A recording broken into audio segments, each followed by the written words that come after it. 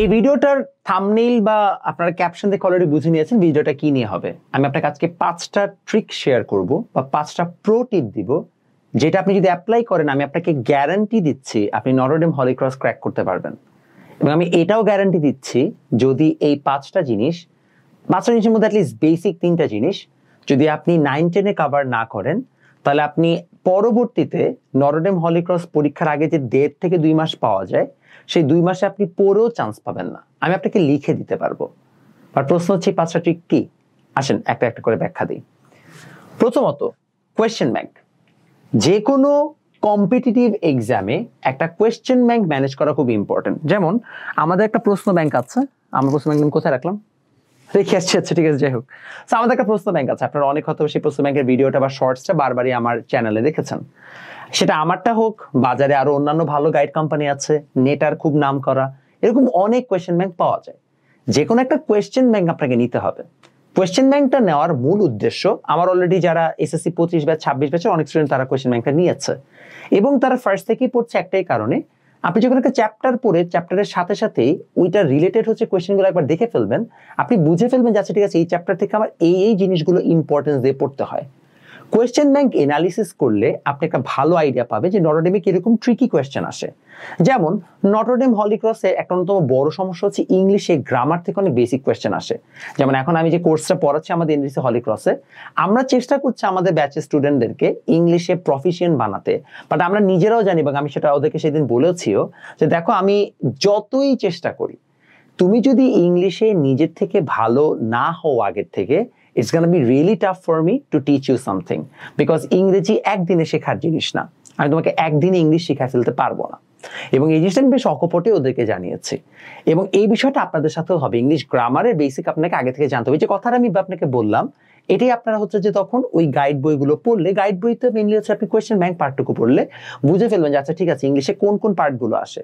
কিংবা ফিজিক্সে দেখবেন আপনি খুবই ট্রিকি কোয়েশ্চেন আসে, তো ট্রিকি কোয়েশ্চেনগুলোর মানে কোন পার্টগুলো থেকে সেটা বোঝার জন্য কোয়েশ্চেন ব্যাংক সম্পর্কে জানাটা ইম্পর্টেন্ট। তো একটা কোয়েশ্চেন ব্যাংক বা গাইড যত আগে পারেন ম্যানেজ করে নেওয়া ভালো।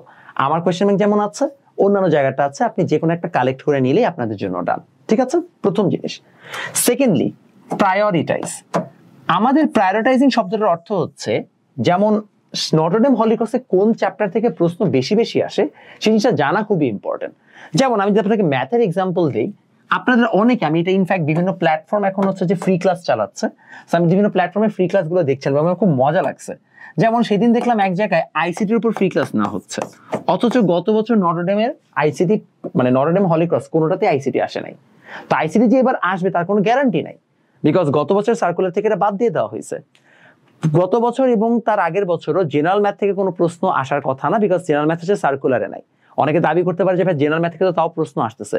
জেনারেল ম্যাথ থেকে যে প্রশ্ন আসে এটা তুমি বেসিক দিয়ে এমনি কভার করতে পারো, কারণ তুমি হায়ার ম্যাথ পড়তে গেলে তো জেনারেল ম্যাথে কিছু না কিছু বেসিক লাগে। সো দিন শেষে যে হায়ার ম্যাথ পারে সে জেনারেল ম্যাথ জিনিসপত্র এমনিও পারে।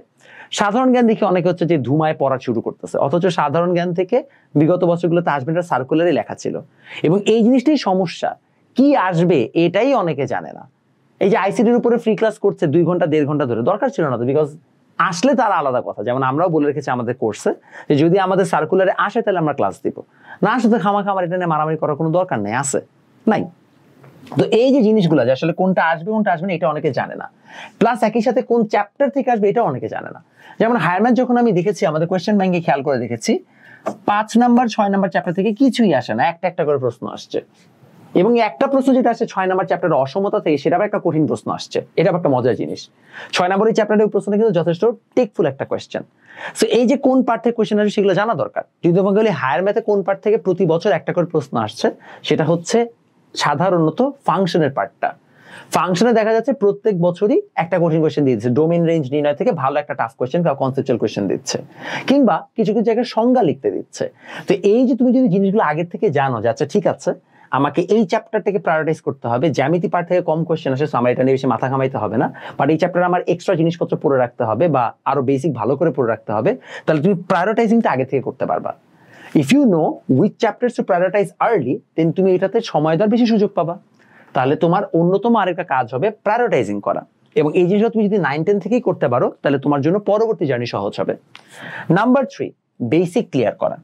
বেসিক ক্লিয়ার করার অর্থটা যখন আমি কথাটা বলি তখন অনেক আসলে বুঝে না যে বেসিক ক্লিয়ার করা শব্দটার অর্থ কি। বেসিক ক্লিয়ার করা শব্দটার অর্থ হচ্ছে তোমাদের বইয়ে অনেক কথা আছে যেগুলোর কোনো মিনিং নাই। আমি তোকে কয়েকটা কথা বলি, তুমি দেখো, তুমি মিলাই দেখতে পারো। তোমাদের বইয়ে স্থিতি ঘর্ষণ বা স্ট্যাটিক ফ্রিকশন নিয়ে একটা সুন্দর কথা বলা আছে। স্থিতি ঘর্ষণ গুণাঙ্ক দিয়ে শুধুমাত্র সর্বোচ্চ মান মাপা যায়, স্থিতি ঘর্ষণের সর্বোচ্চ মান মাপা যায়, কিন্তু আমরা এক্সাক্ট স্থিতি ঘর্ষণ কত সেটা বের করতে পারি না। এই লাইনটা তোমাদের বইয়ে দেখবা, যদি ডান পাশের পেজে দেখো, ডান পাশের পেজে নিচে যে স্থিতি ঘর্ষণের একদম দ্বিতীয় লাইনের, মানে এই লাইনটা ঠিক আগের লাইনের নিচে থেকে সেকেন্ড লাইনটা তুমি এই লাইনটা পাবা। আমি পেজের নাম্বারটা ভুলে গেছি, পেজের নাম্বারটা মোস্ট প্রবাবলি 88, 89 এরকম কিছু একটা হওয়ার কথা, মানে এরকম রেঞ্জে হবে, 85 থেকে 90 এর মধ্যে। এই যে আমি বললাম দুটো লাইন কিন্তু অনেক সিগনিফিকেন্ট, এখান থেকে অবজেক্টিভও আসতে পারে।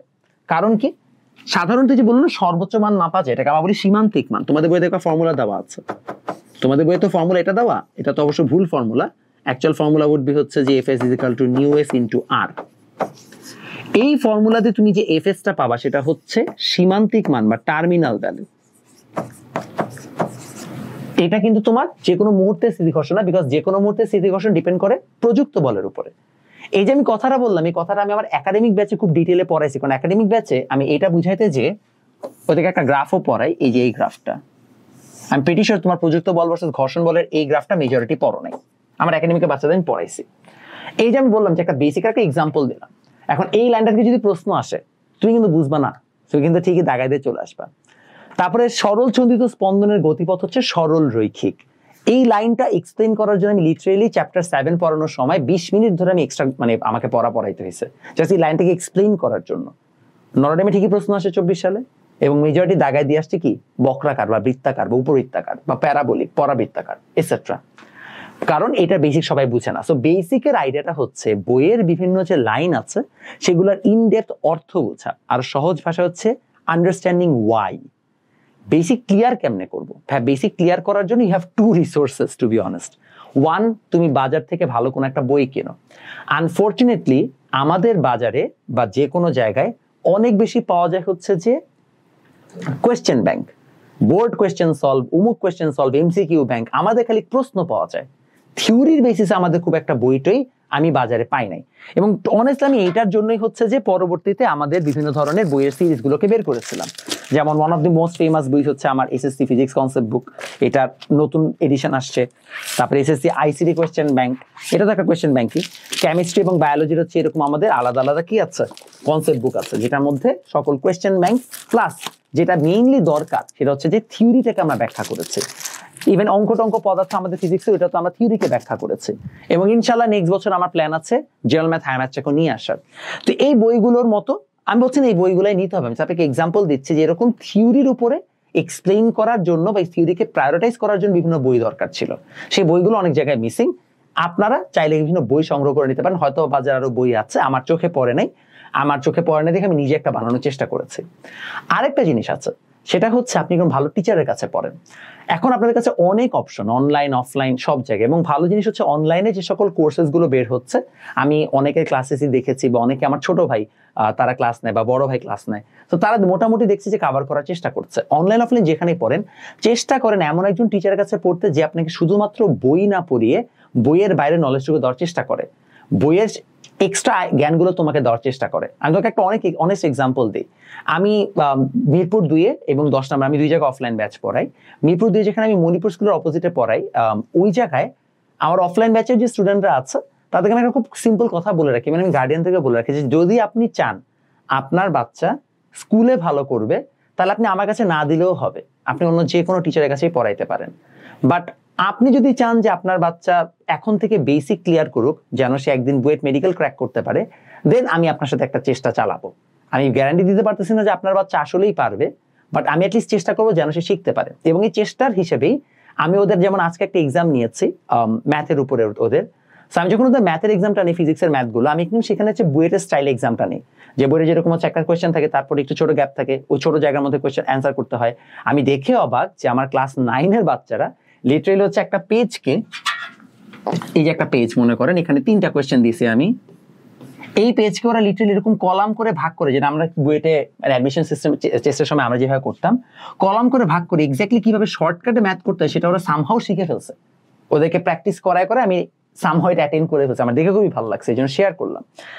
এরকম ভাবে ভাই আপনার দরকার হচ্ছে যে কোনো একজন যে কিনা আপনাকে একদম বেসিক সহ শিখাবে, আপনাকে বেসিকটা ক্লিয়ার করবে, নট জাস্ট হচ্ছে আপনাকে আপনার এসএসসি পড়া পড়াই দিবে। বিশ্বাস করেন, আপনার যদি এসএসসি পড়া পড়াই দিতে হয় সেটা খুব একটা প্যারাদায়ক কাজ নয়, এটা আমরা চাইলেও করাইতে পারি। ইটস অ্যাবাউট আপনি আসলে জিনিসটা শিখলেন কিনা। এই শেখার জন্য আপনার আসলে বেসিক ক্লিয়ার করা দরকার। আমি আমার অনলাইন যে ব্যাচটা আছে ফিজিক্সের অফলাইন, এবং আমি একটা জিনিস শেয়ার করতে ভুলে গেছি, আমাদের অনলাইন ব্যাচে আমি অনেস্টলি যখন প্রথমবার এই ব্যাচটা শুরু করি এবছর, আমি অ্যাড্রেস ভাবছিলাম 200 স্টুডেন্ট হবে। টু মাই সারপ্রাইজ আমার ফিজিক্স ব্যাচে 400 স্টুডেন্ট হয়েছে, হুইচ ইজ অ্যামেজিং। মানে আমার নিজের এক্সপেকটেশনের ডাবল। এবং অনেক স্টুডেন্ট এখনো ভর্তি হচ্ছে, এবং মেজরিটি স্টুডেন্ট ভর্তি হচ্ছে একটাই কারণে, বিকজ তারা বিশ্বাস করে তাদের বেসিক ক্লিয়ার হচ্ছে না। অনেক জায়গায় পড়ে তারপরে বলছে না ভাই আমি বেসিক ক্লিয়ার করার জন্য পড়বো। তবে বেসিক ক্লিয়ার করার জন্য ভালো একটা জায়গা নেন। অনেক টিচার্স আছে তারা ভালো মতো বেসিক ক্লিয়ার করে পড়ায়, আপনার এটা খুঁজে নিতে হবে। আপনি নিজের দায়িত্ব না নিলে সমস্যা। দুইটা ক্লাস করেন, ফ্রি ক্লাস দেখেন, ডেমো ক্লাস দেখেন, দেখে আপনি বুঝতে পারবেন।